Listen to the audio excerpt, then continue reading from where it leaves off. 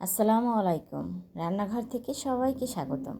আশা করি আল্লাহর রহমতে আপনারা যে যেখানে আছেন খুবই ভালো আছেন। আজকে আমি আরেকটা ভিডিও নিয়ে চলে আসলাম আপনাদের কাছে। আজকে আমি রুই মাছ রান্না করেছি, তো সেটা কিভাবে রান্না করেছি সেটা আপনাদের সাথে শেয়ার করলাম। প্রথমত রুই মাছ এটা ধুয়ে পরিষ্কার করে আমি একটু হলুদ মরিচ মাখিয়ে রেখেছিলাম। এরপর একটা প্যানে তেল দিয়েছি পরিমাণ মতো। তেল দিয়ে মাছগুলো একটু ভেজে নিচ্ছি। আমার বাসায় আবার একটু না ভাজলে মাছ ওরা আবার খেতে পারে না, এই জন্য একটু ভেজে নিতে হয়। মাছটা একটু কড়া করে ভেজে নিয়েছি। আরেক পাশে আমি আরেকটা চুলায় বসিয়ে দিয়েছি আপনার রান্নাটা।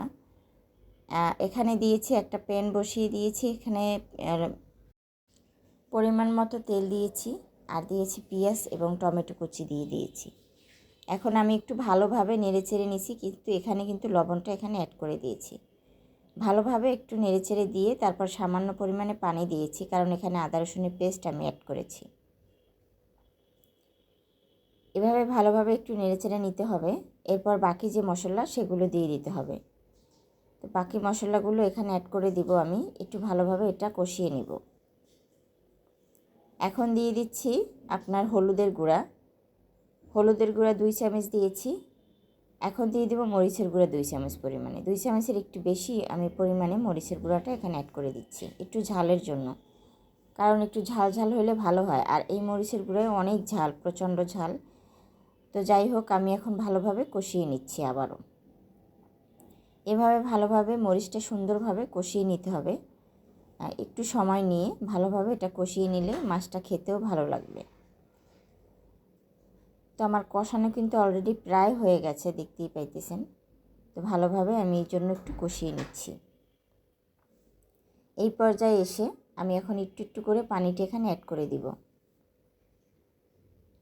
যতটা পরিমাণ পানিটা প্রয়োজন এই মাছ রান্না করার জন্য ওইটুক পানি আমি এখানে অ্যাড করে দিব। এরকম অল্প অল্প করে পানিটা অ্যাড করে দিচ্ছি আর নেড়ে ছেড়ে দিচ্ছি।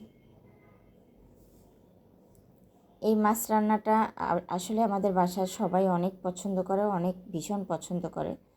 তো আজকে সেইভাবেই রান্নাটা করেছি। আমার পানিটা কিন্তু দেয়া হয়ে গেছে, ঝোলটা। তো এখন মাছগুলো আমি এক এক করে ভাজা মাছগুলো এখানে অ্যাড করে দিব সুন্দরভাবে। তো উপরে সব মাছগুলো সুন্দর করে সাজিয়ে দিচ্ছি, দিয়ে সামান্য একটু নেড়েচেড়ে দিচ্ছি। সামান্য একটু নেড়েচেড়ে এখন এর উপরে টমেটোগুলো সাজিয়ে দিব। আমি এখানে 3টে টমেটো নিয়েছি, কেটে পিস করে নিয়েছি। এখন এক এক করে সবগুলো একদম মাছের উপরে সাজিয়ে দেব। এই খাবারটা আসলে ভীষণ ভালো লাগে এবং মজা লাগে। এভাবে আমি প্রায় রান্না করি, যে কোনো মাছ এভাবে রান্না করি, কারণ এভাবে সবাই আমাদের বাসায় অনেক পছন্দ করে। তো যাই হোক, আমি এভাবে সেই জন্য রান্নাটা বসিয়ে দিয়েছি। আমার রান্নাটা কিন্তু প্রায় হয়ে গেছে, দেখতেই পাইতেছেন।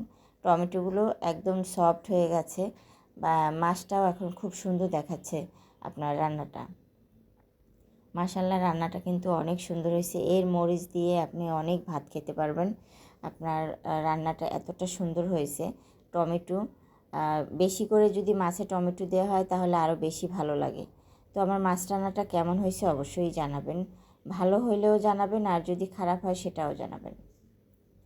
চেষ্টা করেছি ভালোভাবে আপনাদেরকে দেয়ার।